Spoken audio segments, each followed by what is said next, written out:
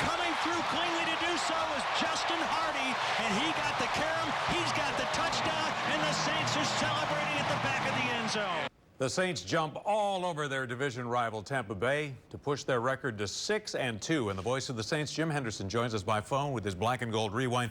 Jim, you know, sometimes the audio guy for the network can play a little with the audio, but it sure sounded louder on TV, even in the dome yesterday. Oh, it definitely was, John. That was the atmosphere that we're used to seeing back in the glory days of this franchise. And it existed from beginning to end. You know, the Saints had a weakened opponent, jumped on them early, never let them into the game. And I think everybody around the organization, you can just tell by Sean Payton's post-game press conference, was fired up and the adrenaline was still flowing hours after the game. You know, that you have a quarterback there in Tampa that was kind of limping even before he was injured. We caught Green Bay when they were without, you know, Aaron Rodgers. But still, 6 games is really tough to do. Is it time to start believing? Well, I think it's hard not to. 6 games is a pretty great endorsement of the talent on this franchise. I think yesterday really kind of solidified that opinion in that the Tampa Bay Bucs were a desperate team. Had they not won yesterday, which they didn't, their season would be over. And apparently now at 2-6, it's very likely over, along with perhaps some jobs on the coaching staff. You know, Drew Brees. The Saints, you could have looked at this game as a trap game. It would have been probably appropriate to do so. They're sailing along, had a little bit of a buffer as the first-place team in the division. They'd won 5 straight, and yet they put together their best all-around performance against a team that should have been beaten, was beaten, and the Saints never let them back into the game, unlike some other times when they jumped out to an early lead. Yeah, you know, Drew Brees has a running game this year, so a lot of the highlights tend to be running highlights. But, you know, we saw him yesterday throw, I think, his 225th touchdown in the Superdome, all-time high for a quarterback in one stadium. What kind of a treat is it just as a sports journalist to watch him week in and week out? Well, he's so consistent. He very seldom has 2 bad games in a row. And I think in a lot of ways, everybody that is a fan of his and the teams and the people that cover them are a little spoiled by Drew Brees. You just expect that kind of performance week after week after week. That's what makes him so sensational. The fact that he is so consistent, and you only had to look at the other sideline to see a quarterback that is so inconsistent. Sometimes it baffles you. He shows, speaking of Jameis Winston, shows great ability from play to play and then does some inexplicable things. He's turnover prone and he's injury prone, and he certainly lacks a lot of maturity, as we saw in that game. You know, we've just got about 20 seconds here, Jim. I'm curious, you know, the one asterisk may be the turnovers, which resulted in the points, the only points for Tampa yesterday. Are you concerned about a little bit of a turnover issue here? Well, I'm a little bit more concerned by the kicking game. That's been kind of a season-long problem. They had the 2 muffs of punts. Willie Snead is inserted in the game to do nothing but fair catch the ball down around the 10-yard line and muffs the punt. Ted Ginn Jr., who is some suspect hands but still has the great speed, he had a muff of the punt. Lutz had an extra point block, missed a makeable field goal. So I think that's the thing I'm probably most concerned with about now, but these are things that can be cleaned up. All right. It's been fun to watch. Jim Henderson, thanks as always. You can catch more of Jim's thoughts with his commentary today on Fox 8 News at 5. The Black and Gold Review Show kicks off at 10:35, and you can be involved by sending your questions to the Final Word feature in the Final Play app. It is... The Saints handed the Buccaneers their 5th straight loss on the field Sunday. Today, the NFL has handed Tampa Bay a different type of loss. Here's Sean Pazan. But Lee, Sean Payton wanted an ejection. Instead, he'll have to settle for a suspension of Tampa Bay Buccaneers wide receiver Mike Evans for 1 game after his cheap shot hit on Marshawn Lattimore Sunday. Of course, we all know the scenario. Jameis Winston tapped Lattimore in the back of the helmet. Lattimore turned around and shoved Winston. Within a couple of seconds, Evans charged and tackled Lattimore from behind. On the sideline, a melee ensued before getting broken up. After the altercation, Payton was clearly frustrated with Bucs head coach Dirk Cutter. He carried that over into his post-game press conference. I felt like we had pretty good control of our players, you know, and we've always, you know, prided ourselves in that, and, you know, it's no different than parenting. Evans will reportedly appeal the suspension. Back to you. Appeal it. Fox 8 Henderson, this most recent matchup with the Bucs, says a lot about both teams' quarterbacks. He'll join us with his commentary later in this newscast. Pressure's on David now for Western New York coming up this weekend. It looks like it's going to be cold and rainy on Sunday. Pressure's on, pal. Come on, We're going to keep a close eye on that Buffalo forecast. Yeah, but the way they're playing right now, hey. Yeah, they've played in pretty bad weather in Green Bay. That'll be the second coldest game the Saints will have played this season, if it's as cold as it's expected to be on Sunday. Yesterday's Bucs-Saints game will be long remembered for a number of reasons. They're meeting in the final game of 2014 as the Saints closed out a lackluster 7-9 season, their first of 3 straight, will be remembered in Tampa only for as long as Jameis Winston is permitted to play quarterback for the Bucs. In 2014, the Bucs blatantly tanked to ensure themselves the #1 pick in the 2015 draft. They didn't even put Mike Evans on the field in the second half, rolling over and playing dead in the fourth quarter while the Saints scored 16 points to win 23-20. The reward was the chance to pick Jameis Winston over Marcus Mariota. It looked like a terrific decision when Winston became the NFL Rookie of the Year. Now, not so much. As the Bucs ponder making about a $100 million investment in the offseason in him with a new contract, they have to wonder, is this a franchise quarterback? He's thrown 39 interceptions in his short career. Only Phillip Rivers of the Chargers has thrown more during that time. He's been injury-prone, as he was yesterday, and he's been prone to repeated displays of immaturity, as he was yesterday, and has, dating back to his college career at FSU. Yesterday, he was marginally outplayed by his replacement, Ryan Fitzpatrick, a 35-year-old journeyman playing for his 7th team. While Drew Brees, who completed over 80% of his passes for the first time in his illustrious career in back-to-back games, continues to make a strong case for his retention here, Winston continues to make it harder for the Buccaneer front office to justify the investment in him there. The immediate and long-term futures of each team will hinge on those decisions, and they won't be easy ones. And now, of course, Winston's going to be shut down for a couple weeks because of that shoulder problem. So Saints fans hope they re-sign him to a big, hefty contract. Right? Yeah. That would be nice. You're going to see him twice a year for probably a long time if they do. Yeah. So we're kind of for real, huh? You know, I think it's everybody around the NFL is sort of coming to that conclusion. Yeah. How do you deny it? You know, a 6-game winning streak. You're the 2nd seed in the NFC right now behind the Eagles, who've got a very tough upcoming schedule. So it's looking very good right now. Enjoy Buffalo. Stay warm. Oh, I know. It's up to David. All right, David, it's in your hands. Thank you, Jim. Thanks, Jim. And Jim is back to answer your questions about the Saints tonight. Use our Final Play app to submit a question. Look for answers after our late news during Jim's Black and Gold Review. Jim Henderson's Black and Gold Review is sponsored by your Southern Quality Ford dealer, built Ford tough. And 2017 Nissan Titan. With America's best bumper-to-bumper limited truck warranty, Nissan Titan. Take on any job. And Slidell Memorial Hospital in partnership with Oshner. This is the knockout drive. Play action Breeze. A lot of time. He wants it all. Throwing deep down the middle to a wide open receiver, and it is going to be a touchdown. Ted Ginn Jr.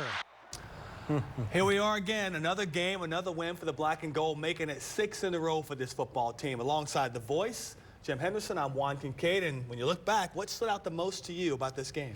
I think, Juan, it was the most dominant performance of the 6 victories the Saints have had. A couple of hiccups in the kicking game, but very minor ones compared with blocking a punt for a touchdown. They got on the Bucs early, put their foot on their throat, and never took it off. They beat the Bucs, and they beat them up. You're right. They beat them up. No doubt about that. Let's get to the headlines now, because we're starting at number 1. What the Winston? Well, Jameis Winston, 7 of 13 for 67 yards, sacked twice. His offense has only scored 3 points for him in his last 6 quarters, the 3 points that they scored last week, and then only scoring 3 points in the first half before he left the game. What exactly was that pregame pep talk? Everything you said, Jim, about his stats means absolutely nothing. Kind of washed over me because I'm looking at him eating a W. Eating a W. I don't understand it. Maybe I'm thinking that we're making too much out of Jameis Winston needing to be a leader for this football team. But to me, and I'm watching this in the press box with the sound down, and I'm thinking, what is he talking about? I don't understand what's going on there. And then I got to hear the audio, and I'm looking at the players around him, his teammates, and they're all like, what the What the Winston is going on here? And that's the lasting impression I have of him. Jim, I ask you, are we asking Jameis Winston to be too much of a leader right now? Is it not in his makeup? Well, he's a very young quarterback. You know, he came into the game at a very young age. He certainly doesn't look the part of a leader, and some of the things that he's done, even at FSU, gave you cause for concern. And now some of those antics have followed him into the pros. He's flaky. Yeah. I got an email from a guy on Facebook because I posed the question 24 hours later, what are you thinking about when it comes to what Jameis Winston did? And one person said, cringe-worthy. I wonder what Tampa Bay is thinking about this player who they want to be their franchise quarterback, but they have a huge decision to make on him for next year. And it isn't just about his performance on the field. It's about how he carries himself on the field as well. This is not a good light for him. No, not at all. And what a contrast between him and Drew Brees, the way Drew leads the team, not only in the pregame pep talk when he has everybody fired up, but also in the way he carries himself on and off the field. So, yeah, it is a concern. As they were saying in Tampa today, we're thinking about maybe making a $100 million investment in this guy in the offseason because he's due a new contract. Is this the guy? Because you do that and you're locked into him for 4 or 5 years probably. They may have a number of other changes there, including head coach Dirk Cutter. We shall see going forward, but that stood out to me yesterday, just disappointing. Headline number 2, also disappointing, officiating fights. Went to a football game and a boxing match broke out. Or a hockey game broke out. A hockey game, yes. Mike Evans suspended for Week 10 against the Jets. I think we all saw that coming. He'll probably get a substantial fine as well. A.J. Green, in the brawl that he was involved with, the Bengals and the Jaguars, he will not be suspended, but they said the reasoning was he was ejected at the end of the second quarter, so missing the second half of the game kind of was a suspension of him. And, of course, everybody's talking about replay cannot be used to eject players. And I truly believe you're going to see that change. With Sean Payton on the competition committee, he's effected changes last year in a couple of rules because of what happened to his team. And I think really you're going to see this change as well. And why shouldn't it? I mean, the officials aren't in a position to see what's going on there at the end of the play over in front of a team's bench. We hear it all the time. The reason why they go back to New York is to get the call right. And this is a perfect example where they didn't get the call right. You had 2 guys ejected in Jacksonville Bengals game, 3 guys ejected in the Cardinals 49ers game because they got the call right. Even going back to New York, you saw it plain as day. I don't understand. And I'm with Sean Payton here. I don't understand what it's going to take to get a player ejected when you have somebody getting hit from the blind side and then another guy coming off the bench is not playing anymore. I mean, you haven't heard anything about Winston yet. No, that's right. And apparently they were close to instituting that rule that replay could be used for ejections and just never got around to finalizing it. It's crazy. Let's get to headline number 3. We're a little passionate up here today. We're fired up. I apologize. We're fired up. Defense's continued dominance. We've continued to see this defense create turnovers, be dominant, Jim. Back-to-back games, giving up touchdowns in the fourth quarter. That's about it. I mean, they've been really, really good. Held the Bucs to 200 total yards, 4 of 13 on third downs. You know, the opposition has only made 9 trips into the red zone of the Saints in the last 6 games combined. So they're winning the battlefield position. They're keeping them out of scoring territory. And I think Alex Okafor is a real story on this team. You know, you wanted to find that compliment to Cam Jordan. He's already equaled his sack total last year with the Cardinals. He's been very, very good on that opposite side of Cam and made things easier for Cam. They can't focus all their attention on him. Headline number 4. This is where a problem is creeping in again. Special team struggles, 2 fumbles, field goal block, extra point block, punt block. I mean, the problems are there with this unit, and it's not just starting yesterday. No, it's been a continuing concern. There's the punt block. You know, I think the Saints have scored a touchdown on like their last 5 punt blocks. And, of course, there's a beautiful one there yesterday. And you can see how much Sean Payton was fired up by it. But here's an interesting fact. You know, the Saints had that cross-field lateral that was poorly executed. It just, as Sean Payton said afterwards, it was a dud. I don't think you're going to see that again. But this is interesting. It was 5 years ago to the day, November 5th, 2012, against the Eagles. Sean Payton was serving a suspension then, that the Eagles tried their version of chameleon on a kickoff return. Bobby April was the special teams coach, used to be a special teams coach here under Mike Ditka. He's worked at Tulane's, been all over the place. He came up with this play, cross-field lateral to Riley Cooper. They scored, but the lateral was a forward one. You can see Cooper lying down there. And, you know, as as Peyton said afterwards, you know, they took a long time, so it was well diagnosed. Between the breaks, yeah. But also, it's the first time I think this season that they put Lewis and Ginn both back there to return the kickoff. Yeah. So right away you should have been tipped off. Yeah. Then there's the long delay. But I think it was interesting, too. The Saints came out in all black, and it helped Tommy Lee Lewis, who's only 5'7", lie down in the S, try to be a chameleon, but it didn't work. You won't see that again, I guarantee you. That's being thrown out of the playbook. Let's get to headline number 5. Alvin Kamara. Guy's pretty good. What more does this guy have to do? Career highs of 2 touchdowns, 16 rushes, 152 yards from scrimmage, leads the NFL with a 6-yard per carry average. He's just been sensational, and everybody around the NFL is starting to take note of that. That was a great play there, and just really showed you what he's got. He's a terrific receiver. He can run inside, and he's got excellent balance. There is nothing the guy cannot do in a mismatch on linebackers, indeed. Speaking of Kamara, Sean Vazan's coming up with his film study, and he'll have us digging back in the archives for footage of Sproles, Darren Sproles, Thomas, Pierre Thomas. He'll show you how the rookie Kamara stacks up.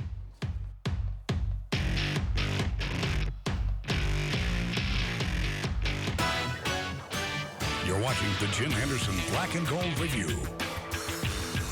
Welcome back in. It's taken so long for the Saints to find that second coming of Pierre Thomas and Darren Sproles, but that guy right there, he thinks they have it in Alvin Kamara, right? It just might happen. Another week, another performance impressive performance, I should say, by Saints rookie Alvin Kamara. My guy, you know that, Jim.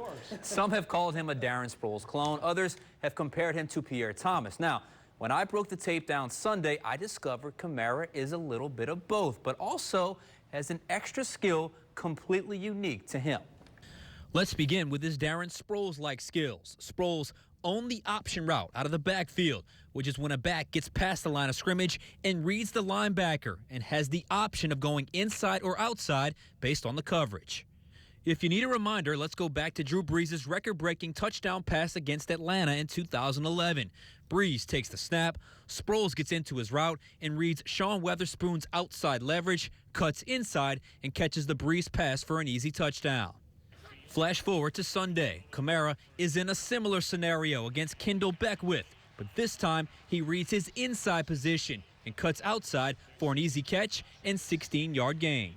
It also happened against Quan Alexander. On the right side this time, again Kamara reads his inside leverage, breaks outside for another easy catch and an 11-yard gain. There was a time when Pierre Thomas was simply the best at executing the screen pass. It requires selling, patience, and timing. No one did it better than Thomas. Perfect example, 2013 against the Bears. Thomas sells that he's blocking, drifts into the flat, lets his blockers get out in front, and follows them into the end zone, shaking the one would-be tackler en route to the score. Let's look at Sunday for Kamara. Same scenario. He patiently lets defenders pass him up, slips out into the flat, catches the ball, follows his blockers, breaks an initial tackle, breaks another tackle, and rumbles into the end zone. What Kamara differs from both, though, is his running style. While Sproles was more sudden and Thomas was more slippery and strong, Kamara is smooth. There's an ease to the way he runs. On his second touchdown of the game, he hits the hole. Alexander has the angle to make the play, but Kamara, ever so subtly, makes a slight change of direction, causing Alexander to whiff on the tackle. Later in the game, on a toss, watch how hard Alexander is running to get him. He has the angle, but Kamara smoothly turns the corner right past him for another 17-yard gain. And finally, the hand on the ground trick is something solely unique to Kamara. He did it 3 different times Sunday. You saw the first 2. His first touch of the game. He should have been stopped for a short gain. Instead, his hand allowed him to spring forward for 8 additional yards. In the second quarter, he catches a screen and would have been stopped by Levante David for a short gain. But again, his hand springs him and moves him forward for another 13 yards. And finally, on his first touchdown, Kamara was in the grasp of Justin Evans. But as he's going to the ground, his hand essentially spun Evans off of him. That allowed him to jog into the end zone. Through 8 games, Kamara is first in yards per carry on the team, first in touchdowns, second in rushing yards, second in total yards, second in receptions, and third in receiving yards. And get this, he's only played 40% of the total offensive snaps. That is bang for your buck for a 3rd-round pick. as we just saw, there is nothing that kid can't do. I mean, he does it all as a running back. And look at how it's affecting Drew in this offense. Brees has been over 80% completions in the last 2 games. He's never done that in his career back-to-back. So he's got those short passes that are safe. He's way down in interceptions. He's not forcing the ball down the field because he can throw those safe passes to the flanks to a guy like Alvin Kamara, and he can do the rest. And that was a very underrated part of their offense in 09, 10, and 11 when you can make big plays by playing small ball, essentially. The screen, the check down, the option route. Those are safe passes, and you're getting big plays. This is why, like, this team is starting, this is why I'm starting to feel him a little bit, because you're starting to see some similarities from some very successful teams. And he's been a great compliment to Mark Ingram. There's no doubt. No doubt about that. All right, let's get to some questions. Actually, real quickly, Sean, by the way, a film study master. He is. Each Thursday night on Game Plan at 10:35, he looks back on the key plays from the previous week. And then Sunday mornings on Tailgate, he'll give you the preview of the opposition that you will not see anywhere else. Let's get to some questions now on the Final Play app using the Final Word feature. This is from Andy in Terrytown. With Willie Snead's injuries and a lack of playing time, could the Saints be looking at Austin Carr to step in to the starting lineup? It has been noticed that Willie Snead has not been the same player that he was a year ago with his team, obviously partly because of injuries, for whatever the reason, but I don't think they're trusting him now like they did last year. He only has 1 reception, wasn't even targeted in the passing game yesterday when they asked him to do one thing, and that was to go in there and fair catch the ball down around the 10-yard line. He muffed it, and you can see Sean wasn't real pleased with that. So it's been a total waste of a season so far for Willie Snead, who had the off-the-field problems and really has never recovered and regained his place with the team.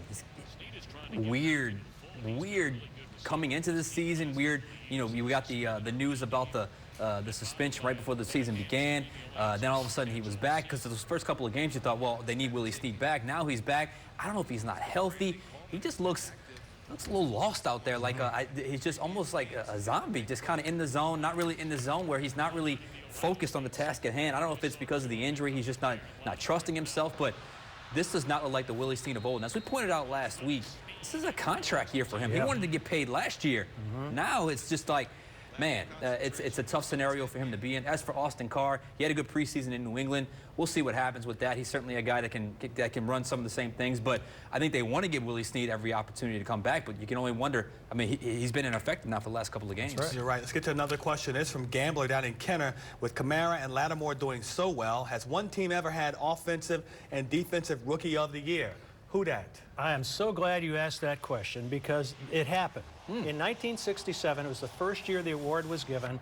The Lions had the Offensive Rookie of the Year in running back Mel Farr and the Defensive Rookie of the Year in cornerback Lem Barney. What a coincidence if it would be a cornerback and a running back for the Saints defensively and offensively. So yes, it has happened. It's the only time it's happened, but you could make the point at the halfway point of this season that the Saints really could be rewarded in both areas.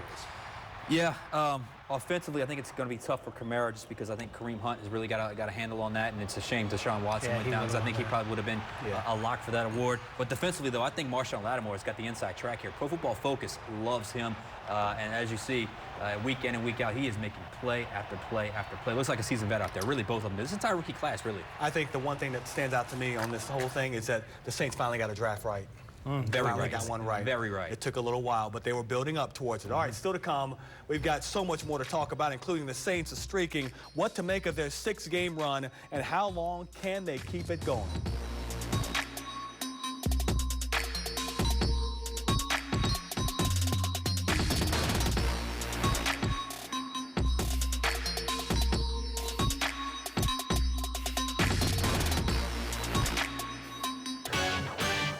Watching the Jim Henderson Black and Gold Review. All right, welcome back in. We're at the halfway point of the season, and the Saints are where they want to be, 6-2. What do you make of the improbable run, 6 straight wins after starting horribly 0-2? Shocked. Yeah. I don't think you could find anybody in the country that after those first 2 games thought the Saints would win their next 6. It was an, oh, here we go again moment here. Oh, yeah. I mean, look, 0-2, we were here. We were very, very, very concerned. They've won 6 straight. As we said last night, Jim, there is no such thing as a fluky 6-game win streak in the NFL. You put this exact scenario with 2016's team, they're not winning 6 straight. So this is a much better team. I'm buying. Let's look at the standings after Week 9, and what we see is a division that's top-heavy. You got the Saints at 6-2, leading the division. They're a half-game lead over Carolina, a team they obviously have the game in hand. They beat them already. The Falcons are up and down, 500 football. The Bucs are pretty much an afterthought. But as we go forward here, you know, you've got a football team in the Saints. They had to put together a 6-game win streak to keep pace and keep other teams off of them. They got to keep on winning. I mean, look at that. That's a half-game difference there. So, and Atlanta, although they're up and down, is not too far behind either. So, great, you won. You're atop the NFC South. It certainly feels great. You feel it in the locker room, but you better keep on winning because one blemish, you can be on the kind of the bottom there looking up. And the defending NFC champions in the Falcons are skidding. They're at 4-4. They've lost 4 of 5, and in their final 8 games of the season, they'll only face one sub-500 team at the moment. And that's the Buccaneers twice. And they've got injury issues over with Atlanta. The upcoming 4 games on Fox 8. By the way, they're undefeated on Fox 8. That's right. I should throw that out there. They got Buffalo on the road this Sunday, which will be a difficult game because the weather's not going to cooperate. Jim should know a lot about that, being from that area. Then they've got Washington here at the LA Rams, who are playing as good as anybody on both sides of the ball. And then Carolina coming here on the 3rd of December. But this is a tough 4-game stretch. Yeah, no, it's a lot tougher than it looked before the season. Yes, it is. I mean, when you looked at Buffalo, Washington, and the Rams, you're saying, oh, those are going to be 3 easy games. All those teams, all 3 of those teams are surprising in their own way. And you look at the Rams, that game just might be flexed at that time into the late game on Sunday night. And they lead the NFC West, and they're one of the surprising teams in football. Well, you're right about that. The third quarter we thought was going to be the time it was going to kind of loosen up and they could catch back up after a tough September. And that looks like the toughest part of the stretch right here. So this third quarter of the season is really going to kind of be that make or break moment. Can they ascend, which I think they can? But if you falter here, you can kind of stumble and find yourself on the outside looking in. I think if you look at Washington, they go to Seattle and win in a place where the Saints have seemingly never won. Right. It's a difficult place to play. They're a difficult team to judge. You never know what you're going to get from Kirk Cousins week in and week out. You don't know what you're going to get from that team week in and week out. They're 4-4. And they look most times like a 4-4 team, but they can win any game they play. With all sorts of injuries, too, especially along the offensive line. That was a big upset to go to Seattle and win that game as they did. They put a lot of pressure on the Seattle quarterback because their offensive line is horrible, too. So they generated really good pass rush and just shut them down. But, boy, it's tough to go all the way to Seattle from Washington and win a game. Tell you what, this Sunday, you can grind it out in 40-degree weather, kind of rainy, kind of windy, against a very blue-collar team with strong winds. I think you can go and get that one. That's another type of win this team could really use to kind of build some more confidence. I'm circling December 3rd with that Carolina game coming here.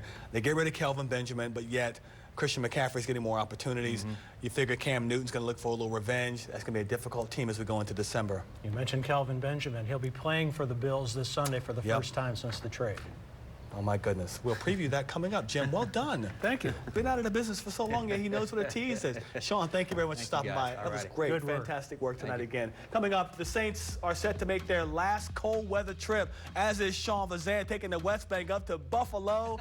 We'll preview the Bills, who should be a little extra frosty after their Thursday night embarrassment to the Jets. Stay with us.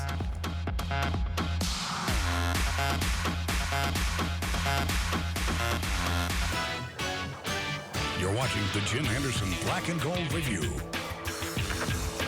All right, next up for the Black and Gold, November and Buffalo. It's never a good combination. I remember the last time we were there, riding in the buses into the stadium, the people who were tailgating on the side of the road were throwing liquor bottles at the Saints bus, and they're crashing all over the place. That's as we went in before the game, and of course the Saints were able to win. What Jim doesn't tell you, those are some of his friends that had gotten there earlier, and he reached out and grabbed one of those bottles. If it was really cheap liquor, it probably was. So you got a Buffalo team here that again, they're like Washington. You don't know what you're going to get, but they've been very good this year. They're right behind the Patriots in the division. They are, and so that's why this was such a damaging loss to lose to the Jets, 34-21. And not look good at all. Not at all. They got a bad offensive line. They allowed 7 sacks in that game. They rushed 22 times for just 63 yards, and they gave up 194 yards rushing to the Jets with 3 rushing touchdowns allowed. So that was a damaging loss. But, of course, it's a Thursday night game on the road, and you know how unpredictable and usually how boring those can be. Channeling my Bruce Katz, David Bernard, Shelby Latino, they're calling for breezy, rainy, chilly, temps in the 40s. Does weather make a difference? Being from up there near Rochester, that kind of weather is what you get on the 4th of July up there. So, no, I don't think it will. You know, the Saints played in Green Bay, and the conditions weren't optimal there. It was kind of chilly and rainy. So I think they wouldn't be at all unhappy with the temperatures. They'd probably welcome temperatures in the 40s. Rain's a different matter. All right, we will leave it right there. Saints winners of 6 in a row, trying to make it 7 in Buffalo this weekend. Until then, for Jim, Sean, and everyone here at Fox 8, I'm Juan Kincaid. Thanks for watching. You know our next newscast is at 4:30 in the morning. Have a great night. From Fox 8 Sports, this has been the Jim Henderson Black and Gold Review.